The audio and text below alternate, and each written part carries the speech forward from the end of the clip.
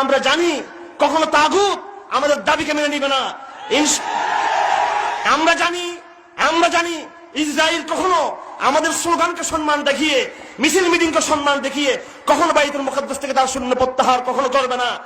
আমরা জানি আমাদের দাবির প্রেক্ষিতে এই ভারতবর্ষের অন্যতম গুন্ডা মোদি কখনো ভারতের মুসলমানদের উপর জুলুমের খড়ক কখনো সে বন্ধ কখনো করবে না।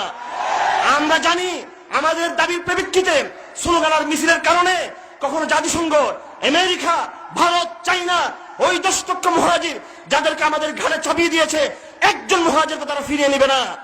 আমরা জানি আমাদের দাবির প্রেক্ষিতে তারা আরাকানের মুসলিম রোহিঙ্গাদের এক খণ্ড ভূমিকা, এক গজ জমিন কখনো তারা আমাদেরকে ফিরিয়ে দিবে না কখনো।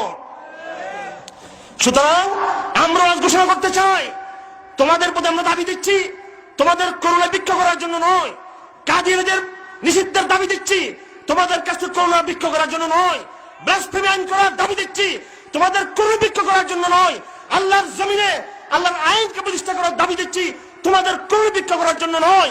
আমাদের ইমানের জায়গা থেকে সাথে সাথে আমাদের এই ঘোষণা থাকবে, ইনশাআল্লাহ আজ হোক কাল হোক গজওয়াতুল হিন্দ হবেই, এবং সেই গজওয়াতুল হিন্দের স্বপ্নকে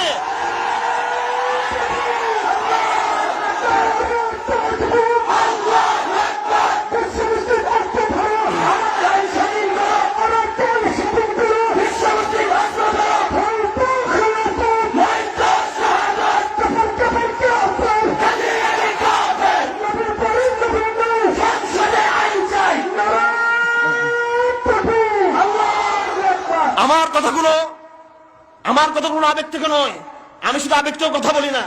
নিশ্চয় এখানে আমাদের সাংবাদিক ভাইরা রয়েছেন।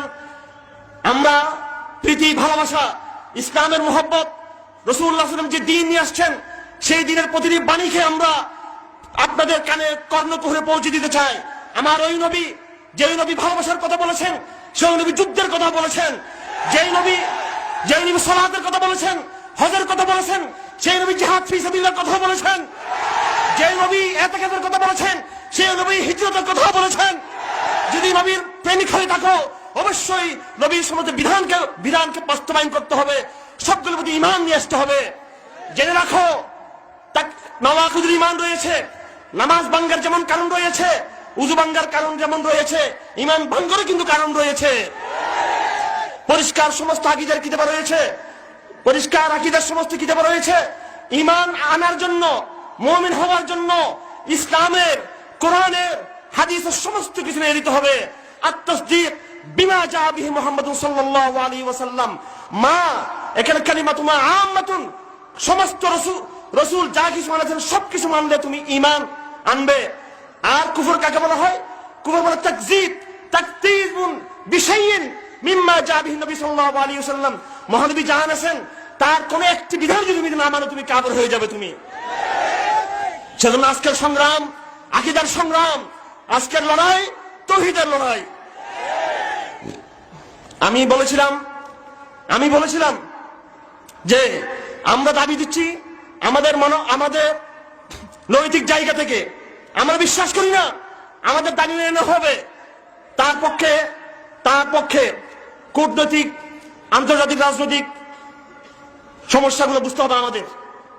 আমার ভাইরা, আমি কেন খোরাসানের নামে নিয়েছি? আমি খোরাসানের নাম নিয়েছি এই জন্য আমার কোনো ভয় নাই এই সমস্ত কথাগুলো বলতে। আমি চট্টগ্রামে আইন শৃঙ্খলার বন্ধুদেরকে বলেছি এবং বাংলাদেশ প্রশাসনের পুলিশের সর্বোচ্চ পর্যায়ে আমরা মেসেজ দিয়েছি। আমরা আপনাদের কথা দিচ্ছি, এই দেশে আমরা কেউ মিলিটেন্ট হয়ে যায় নাই, আমরা কেউ অস্ত্র ধরি নাই, এই দেশে আমরা কেউ হলিয়াটি জীবনের কথা আমরা করি নাই। কিন্তু কথা শুনে রাখবেন, গজওয়াতুল হিন্দ আপনাদের বিরুদ্ধে নয়, গজওয়াতুল হিন্দ ওই গুন্ডা মুদির বিরুদ্ধে। গজওয়াতুল হিন্দ ওই মুদির যা দূষণ রয়েছে ভারতবর্ষে তাদের বিরুদ্ধে।